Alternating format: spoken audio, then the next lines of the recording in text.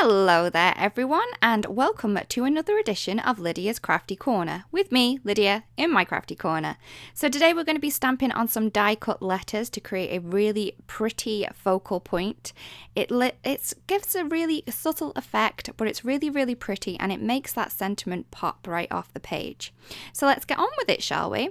So I'm going to be starting with the Caps Bold alphabet die. So this is a large alphabet die set, and this is all the caps letters. It does have the full letters. I've just had to trim a bit of mine off to fit it into my pouch because it's such a big set. So I'm going to be using the W and the U, but I am going to flip my W around so it is then in fact an M. I like the shape of this one, so this is the one that I'm going to be using. So I'm then going to cut all of my letters. I am going to use my little mini Blossom die cut machine. It is fabulous. I love that it's on my desk all the time, and it's just so pretty and sweet. So I'm just going to run my letters through, and they do cut like butter, as they say.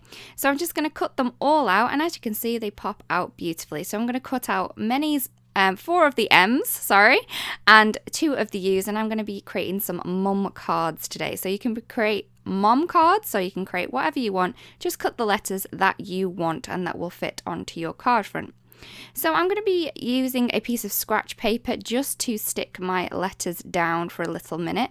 This is going to help me do my stamping, so it creates like a full scene effect and it's nice and seamless. So I'm going to be using the glue tape, and I'm just going to pop it a tiny bit on the back of my letters and then put them into place. And as you can see, it is removable, and I have took a little bit of sticky off just by tapping my fingers onto the glue. So it just makes it a little less sticky, so I can move them around a little bit easier. So as you can see, I have added some lines to my scratch paper. I've just used a pencil and a ruler just so I can line these up so I know that they're nice and straight before I start stamping. I'm then going to be using the wildflower garden set. This is one of the new release, and it is very pretty. So they're kind of one layer flowers which you can group together to create a beautiful garden, but I'm just going to be using them partially. So I'm going to be using bits of the images to create my own little scene on these letters. So I'm using some Volcano Lake for this flower. It's one of my favorite inks. I'm sorry that I keep going back to it, but it is my favorite, and who doesn't love a blue flower? So I'm just going to pop a couple of those onto my letters, and as you can see, it's stamping on the letters and not so much on the scratch paper, which I'm not really that bothered about because I don't want to really do on the scratch paper, but you know, if it goes there, it's fine. So I'm going to add in the centers, this time with a little bit of mango smoothie, and then I'm going to add in some foliage. I don't want the whole of this leaf, so I'm just inking up the top part by just adding that into the ink pad. I am using Frayed leaf, sorry, I should have mentioned. And I'm just adding the top part of the image into the ink, just tapping a little bit and then adding it into place. This way I don't have to do any masking. I am being a little bit lazy, but if you don't have to do masking, you know, I find that it's easier just to stamp a little bit, ink a little bit of the stamp up and then stamp it into place. So once I've finished with the frayed leaf, I'm then going to move on to another piece. So I'm going to be using the piece that looks like a little bit of lilac blossom. I'm using lavender fields for this, and again, I don't want the whole of the image, I just want that top part. So I'm just inking that up into my ink pad, just tapping the top bit in and then placing it into position. I am going to add in, I'm trying to add in odd numbers. I didn't with my flower, I know I didn't, but I'm quite happy with how the placement is on those. So I'm then going to add in odd numbers of everything else, hopefully.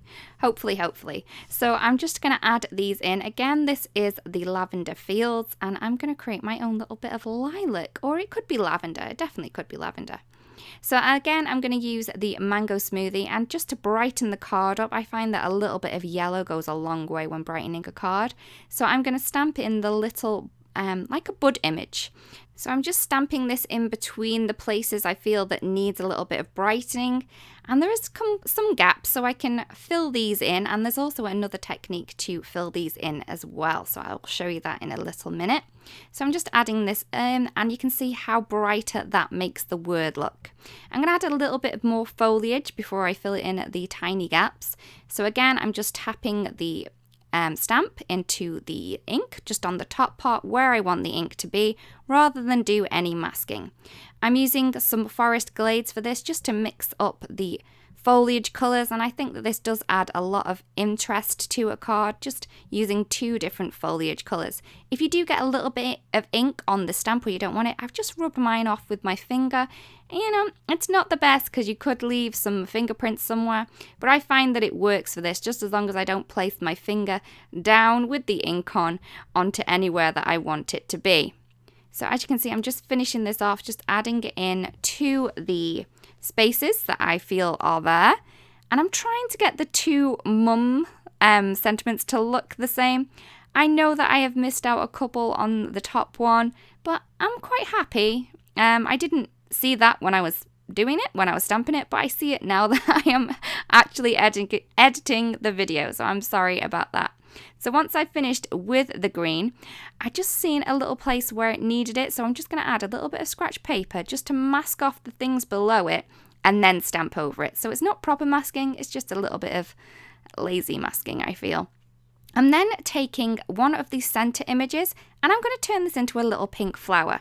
So I'm just using some pink ink, some Frosty pink ink, and I'm just going to add this into the places where I feel that there's too much of a gap. So I'm just inking and stamping it down. So this is one of the centers for the flowers, but we'll be changing this up a little bit and creating a little flower out of it. I then wanted to add a little bit of depth and detail to these flower images. Seeing as though they're only 1 layer, I wanted a little bit of added depth. So all I'm going to do is take my coloured pencils and just quickly add in a few strokes to the images.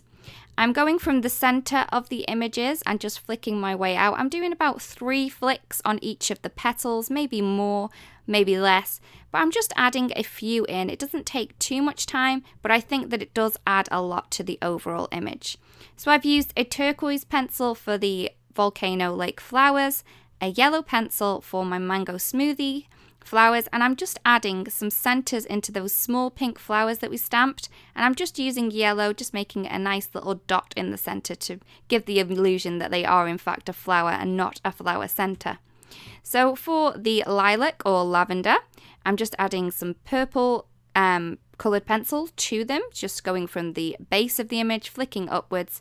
Again, I'm going to do this for the foliage with 2 different green pencils. So I've used a darker one for the forest glades and a lighter one for the frayed leaf. It does give lots of depth and dimension to the images, and I just love how this looks.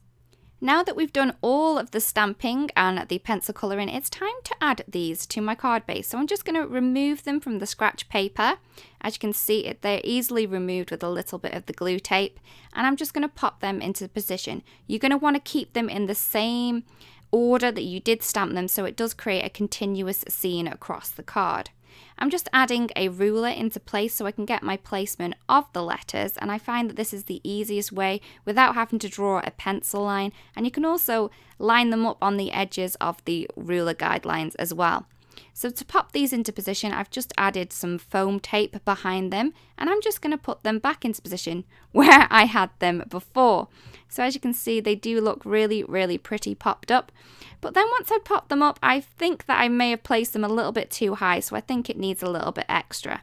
I've just added a sentiment from the Best Mom stamp set, and I think that this finishes the card off really, really well.